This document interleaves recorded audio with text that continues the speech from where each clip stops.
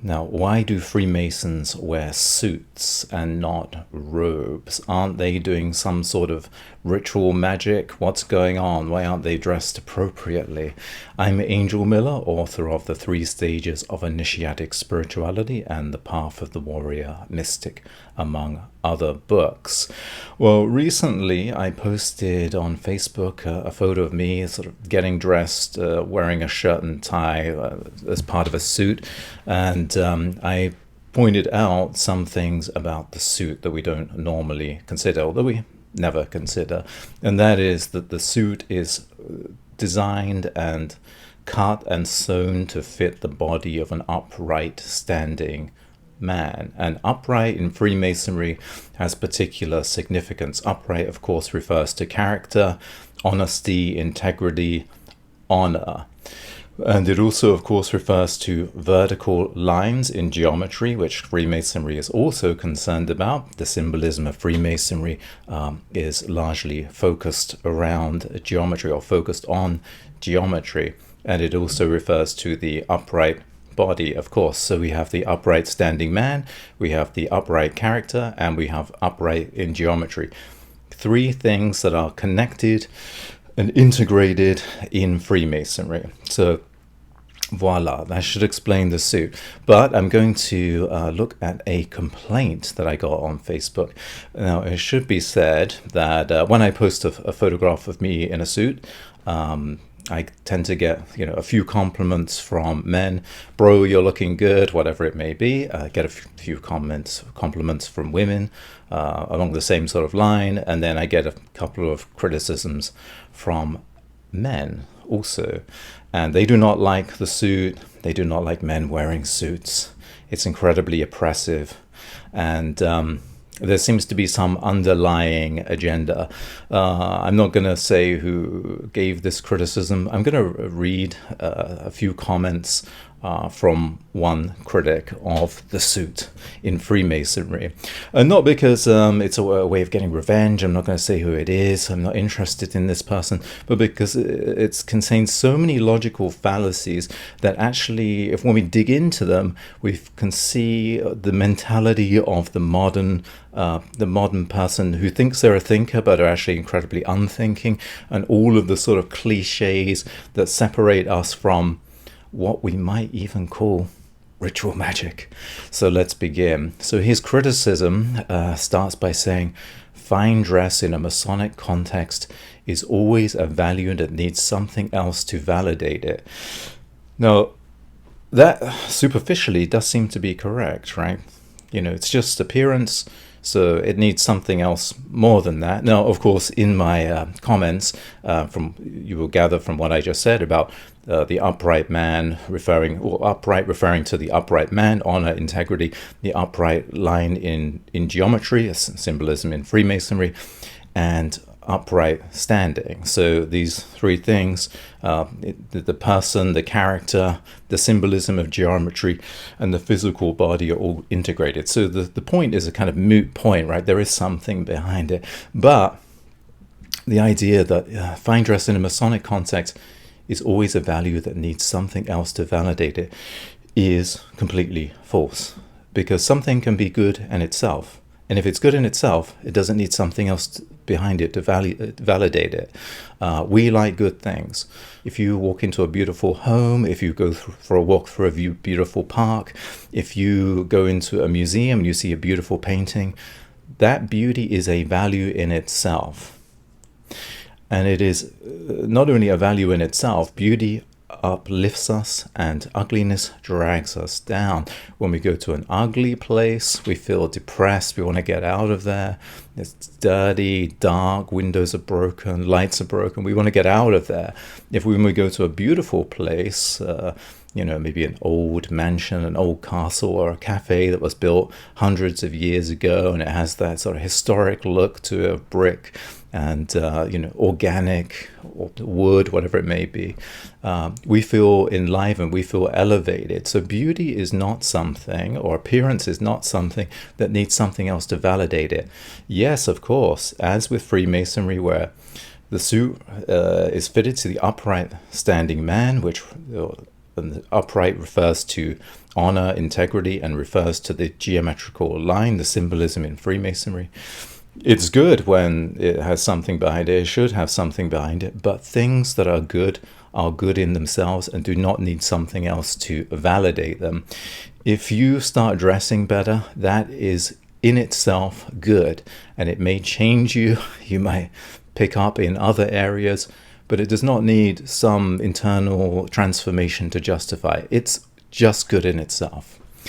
And then, of course, he goes on to say, sort of related to this, it's entirely possible to look fantastic, yet be atrocious at your work. Yes, of course, that is true. But, here we begin to get into the psychology where I don't really like it when people look good. I'm going to say, I'm going to kind of pretend that this must mean that they are deficient in their character in some way, that they're just deficient in their work. And if someone's not good at the work, but they look good, we'll just have them practice until they're better. Now, I think here we begin to dig into the sort of modernist mindset, the withdrawal from the world around us, and the sort of retracting into our own mind and thinking that, well, isn't the intellect good? Isn't that just what's good? And everything else is kind of bad, and we need to withdraw from it. So a few months ago, I was in Hamburg, and I went to see St. Nicholas's church, this sort of ruins that have been around since the medieval period and maybe rebuilt early in the modern era. But it's this extraordinary structure which, rises high into the eyes of dark, almost black church structure, which is extraordinary, and you can take an elevator up it and see the Hamburg city all around you. But just looking at this thing and its ornate features and the intricacy of the brickwork is incredible. And of course, people go from miles, if not hundreds or thousands of miles, to see this monumental architectural structure. And right next to it is, of course, I don't know what the building is used for, but some modernist prefabricated type building where it's just glass windows. Every window is the same, every floor is the same. There's probably about 5 floors, every single one is the same, just square window, square window, square window, completely dull. And this is a part of our retracting from the world around us, that there's no reason to look at that building. What is this St. Nicholas's church doing? It's making the eye go upwards towards the heaven, and it is embodying this transcendent meaning, whereas the other thing is basically a cardboard box made out of glass and steel and some concrete. There's nothing transcendent about that. It's dull, and we don't want to look at it. We seek out these places of beauty instead because they enliven us in some way. They awaken our spirit in some way that this sort of modernism doesn't. Well, before we go a little deeper, if I could just ask you to like and subscribe, it helps me out enormously. Thanks very much. Now, continue with the criticism. Our friend says, I'd rather be in basketball shorts and t-shirt or bib overalls and doing amazing ritual than in suits stumbling over words. Well, again, this is just the same sort of moot point as before, the same criticism as before. But I think he says something interesting here. I'd rather be in basketball shorts and t-shirts or bib overalls and doing amazing ritual than in suits stumbling over words. Now, does it mean that someone wearing basketball shorts, for example, can't have a transcendent experience? And I would say absolutely you can have a transcendent experience while wearing basketball shorts. Where? On the basketball court, that's where. Who wears basketball shorts? Basketball teams.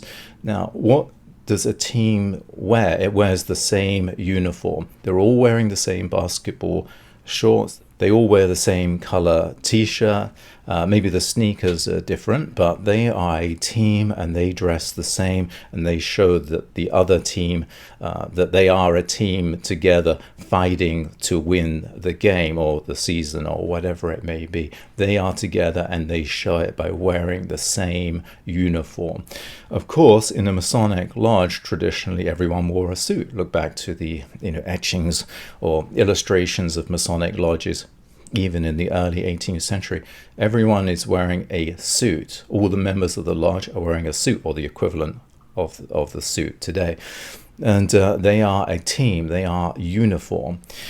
Now, of course, yes, you can have a transcendent experience wearing basketball shorts. Play the game of basketball, become really excellent at it. Those guys who are world champions in the highest league of basketball, when they do something extraordinary, pull off some feat and score, they must be having some kind of transcendent experience, right? Like feeling as if they're flying through the air or whatever, doing something that seemed incredible and that certainly was impossible to them at one point. If you practice martial arts, it's the same, right? The body at certain points just seems to take over. You block without even knowing that you've blocked, or whatever it is. The body just takes over, and you have this sort of transcendent experience because things are happening too fast for the conscious mind, and certainly they're happening too fast for rational thinking. It's all something else that's happening almost by itself, almost miraculously, one might say. So the basketball shorts to the basketball team, the basketball uniform is important, right? They are a team together having these transcendent moments, which of course means beating the other team, but that is all part of it, right? They are sort of warriors of sports in a way. Let's continue. Look or appearance is 10th best on the agenda in a Masonic lodge, according to this person. Well, no. So Oscar Wilde once said that it is the visible world that is mysterious, not the invisible world. Now, of course, you might argue with that. I might argue with that. But his point is that the mysterious comes through the visible, right? You see a painting of, whether it's a painting of Jesus or a saint, or a painting of a pagan god, or a statue of a pagan god, whatever it might be, the mysterious, the invisible is embodied through the physical. Or maybe you see a beautiful woman or a very handsome man and you're struck by them, that they embody some kind of transcendent or archetypal quality in a way. And we all see people, not even sexually, but we see someone who might think, oh wow, they look amazing, that guy is like Odin, or that woman is like Hecate, or whatever it may be. I know Hecate is a big one in pagan circles today, but whatever it may be. Or maybe it's ornamentation in an old mansion, or ornamentation in a castle, that these details are speaking to us now. In a Masonic lodge, this is even more so the case, right?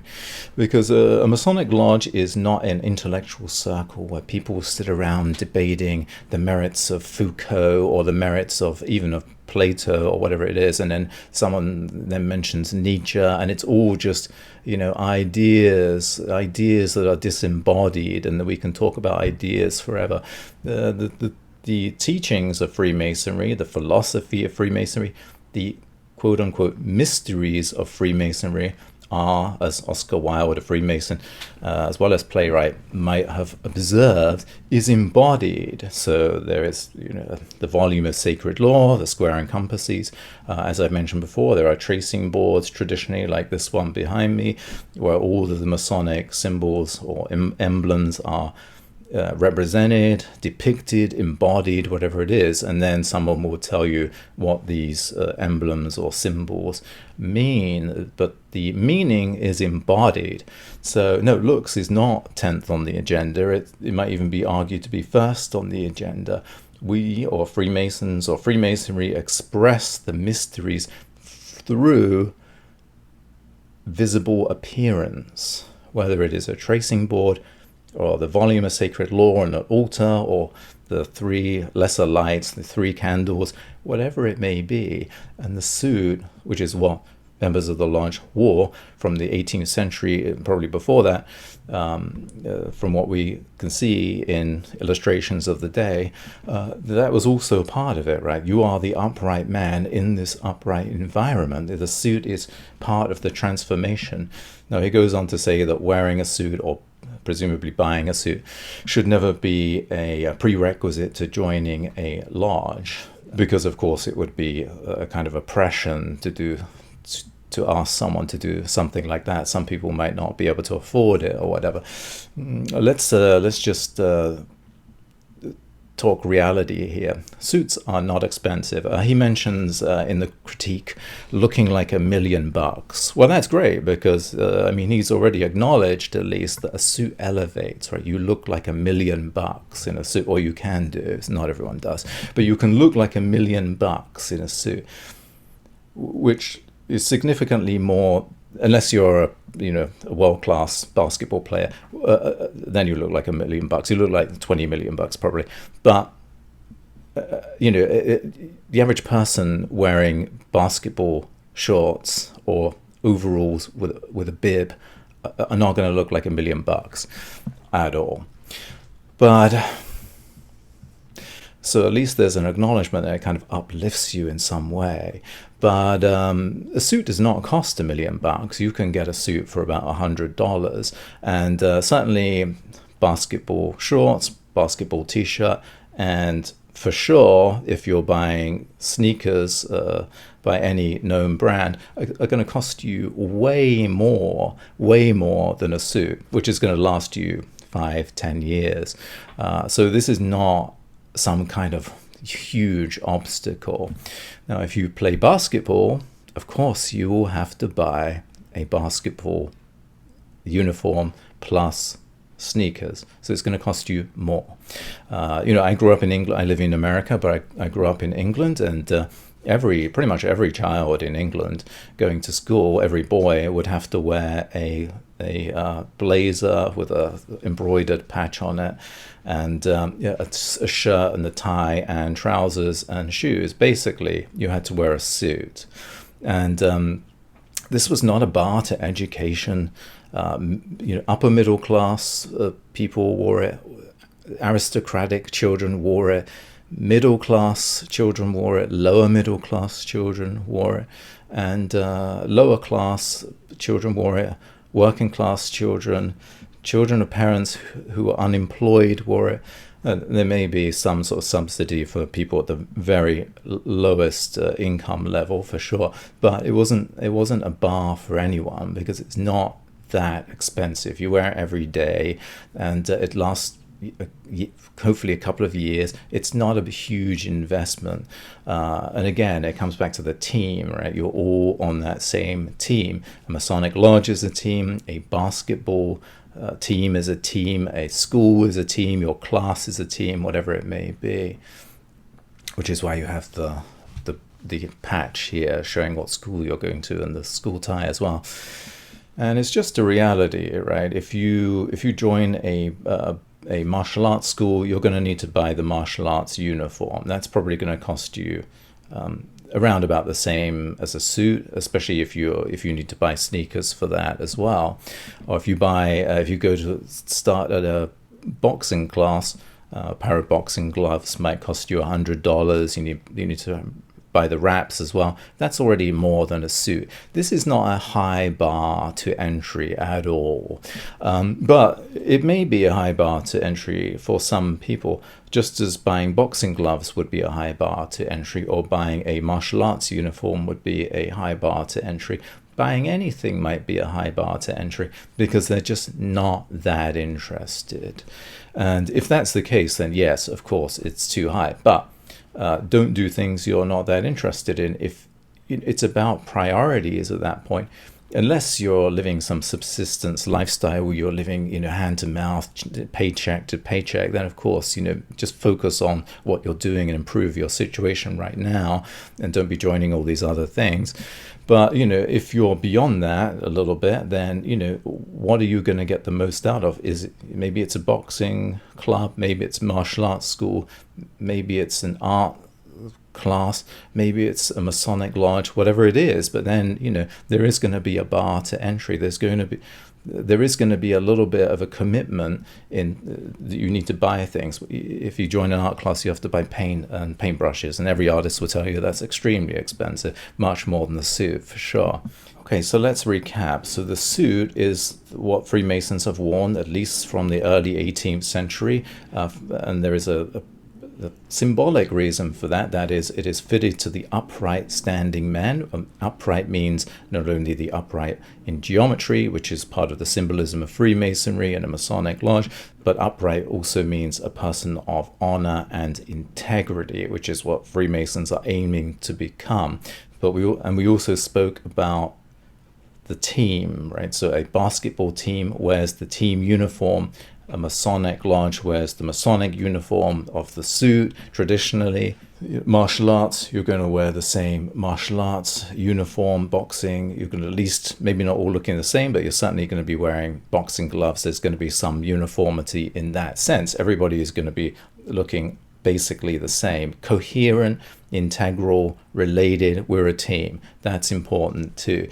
Now, of course, in a more general context, dressing our best is also a sign of respect, of etiquette, of respect for the other people. So when you were a kid, when I was a kid, you were told by your mother and your father, you're going to be wearing your best clothing today because we're going to see your aunt or your grandmother or whatever it is. You have to dress nicely, or maybe you were going to church or synagogue or whatever it was.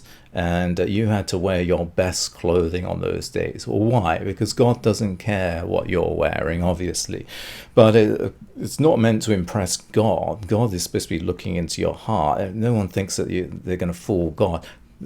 The idea, of course, which apparently some people have forgotten, is that you show respect to other people by dressing your best when you are with them. And of course, they're going to do the same, right? They're also going to wear their best clothing. It's a sign of respect. It's basic etiquette.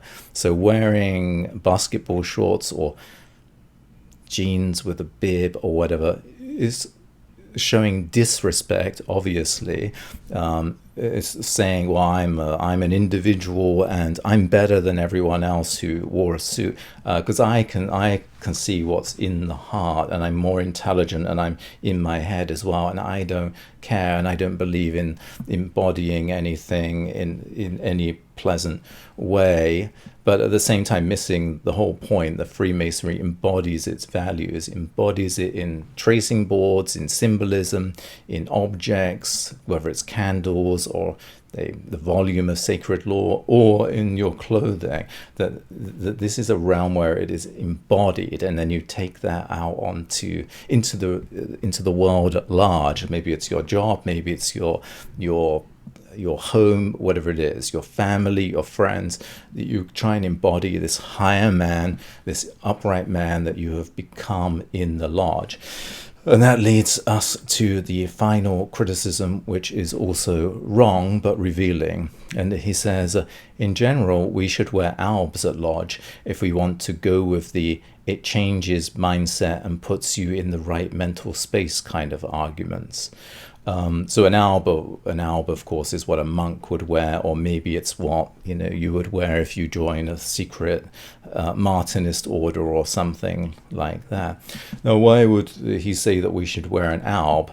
This has nothing to do with Masonic history, Masonic legacy, Masonic culture, nothing. As I have pointed out a few times, as far as we know, Freemasons have always worn a suit, or at least the equivalent of a suit for their time. They have never worn a monk's outfit or an alb or some mystical Rosicrucian, neo-Rosicrucian, New Age robe that you would wear if you join a cult order, for example. So what is the assumption here? The assumption seems to be that, well, Freemasonry is where we go to practice ritual magic. So we should wear what magicians wear, and that is an alb or a robe or something. And people think that Freemasonry is a ritual, magical tradition because, first of all, it has rituals, and people think that every ritual is magical, and therefore it must be magic. But of course, there are other kinds of rituals, such as rites of passage, initiations into guilds, for example, both of which are more relevant to Freemasonry than ritual magic. But if you look at the rituals of, say, the Hermetic Order of the Golden Dawn, you can see some very striking similarities to those of Freemasonry, which is why people think of Freemasonry as a form of ritual magic. Why is that? That's because the founders of the Golden Dawn were Freemasons, and they took things from Freemasonry and used it as the foundation for their own ritual magical society. Same with the Ordo Templi Orientis. If you look at their rituals, they look almost identical to those of Freemasonry, and they have the same names and the same symbols. Why is that? That's because it was originally founded as an irregular Masonic academy, which then went in this much more occult direction. So they are basically Masonic rituals. So that's why ritual magic looks Masonic, because there is a very, very strong influence of Freemasonry. But should Freemasons wear albs? No, they should not wear albs, because A, as I pointed out, it's not a part of Masonic tradition, and B, it's not this ritual magic where we're trying to conjure up Cthulhu or whatever it might be, or the repairer who is going to repair our relationship with the divine. It is a way of developing yourself as a kind of rite of passage, as an initiation to become the upright man, and you take that into the world. And I have been in I've been in several different orders that are much more secret than Freemasonry, and much more occult, and they have the real mysteries. And I'll leave you with this. I have never come across anyone in those organizations that I felt was enlightened, although they would present themselves as such, or that had a better standard of conduct even than of the average person on the street often, let alone than would be expected in a Masonic lodge. I've never felt that these people were wise in any way. They often have some technical knowledge, maybe even a lot of technical knowledge. They can tell you about where the tarot goes on the Kabbalistic tree of life, or they can tell you, what colors mean. These things are all made up. I'm sorry to say. They might be very, very interesting. They might have a history there as well. But, it is not like God came down and revealed these to people. These are systems that, will do some people some good, but more often than not, people end up becoming trapped in them. They think it's the only way, and instead of becoming sort of more intelligent, they become fundamentalists. No, yellow definitely means this. No, this tarot card definitely goes on that pathway between these two sephira on the Kabbalistic tree of life, and you can't tell me that it doesn't. And they get trapped into these systems, when the whole point of these systems is to launch you beyond them. These things are, in a sense, launch pads, but people get stuck there, and they think that this being stuck there is what gives them purpose, gives them an identity.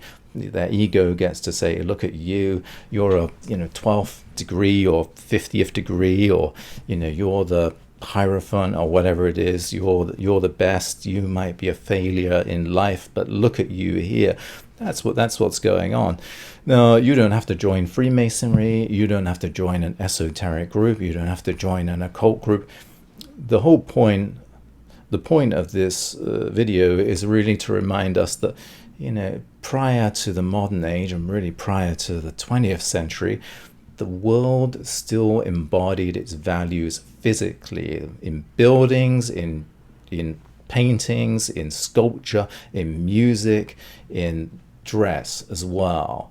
And we have retracted, we've sort of removed ourselves from the world, and we've gone within our own minds, not creating anything intellectual, but often just creating logical fallacies that we can, make us feel smart because we are detached from everything around us. And we need to once again recognize that values are embodied, and they are embodied in, for example, St. Nicholas's Church, this sort of extraordinary building, this spire that reaches up into the heavens with this intricate brickwork and intricate design. And is also embodied in these cardboard box buildings. It's embodied in the suit, the upright man, and it is embodied in the person who doesn't play basketball but thinks that they can go somewhere in a pair of basketball shorts or a pair of bib jeans, bib overalls, and that this is acceptable because it's all really in the mind, and we shouldn't trust what we see, and that we should ignore what we see. No, we should not. We should not. Absolutely, we need to reconnect with the physical world. All of the things that are coming down the pipeline, not AI in particular, is all going to suck us into this realm of just not real thinking, but suck us into our own minds. This solipsism, this sort of thinking, this sort of stewing in our own brain, which is going to get smaller and smaller as these technologies take over, when we need to expand outwards, expand ourselves, and reconnect to the physical world as an embodiment of the divine, the sacred, the transcendent, the real. Well, thanks very much. Do check out angelmiller.com. See you again.